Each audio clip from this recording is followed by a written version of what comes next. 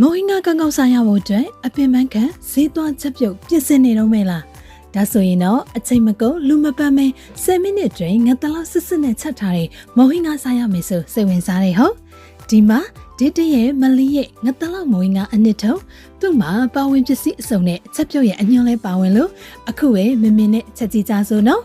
အရင်ဆုံးရေ2လီတာကိုစူအောင်တဲပြီးစက်သွန်ဒီ40ခွဲနဲ့ငါတလောက်အနှစ်ထုပ်ကိုထည့်ပြီးစူအောင်ထပ်တဲပေးပါ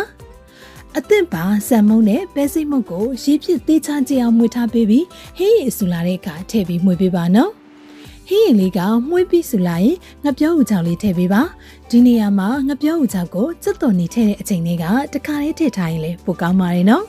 ပြီးရင်ကြိုက်နေတဲ့တဲ့ပုံစံမျိုးဖြစ်ဘဲဦးကိုထည့်ပြီးငရုတ်ကောင်းမုတ်ကိုလေတလောက်စိတ်တိုင်းစားထည့်လိုက်ရင်တော့တအိမ်လုံးသားမကဘေးအိမ်တွေထိပါမွေးပြတ်နေမယ်မလင်းရဲ့ငတလောက်မိုဟင်းကလေးရပါပြီရှင်ဒီလိုတစ်ထုပ်ကိုမုတ်ဖက်တစ်ပိတ်တာဖြစ်တွဲဖက်စားတော့နိုင်တော့မိသားစုတွေအားရပါရစားနိုင်တဲ့ပြင်ဘာချက်လဲကိုင်းကျမ်းမာရေးနဲ့လည်းတင့်တော်တော့အရှင်မတွေလက်ဆွဲအကြိုက်တွေ့နေတာမလင်းရဲ့ငတလောက်မိုဟင်းကအနှစ်ထုတ်လေးတွေပါရှင်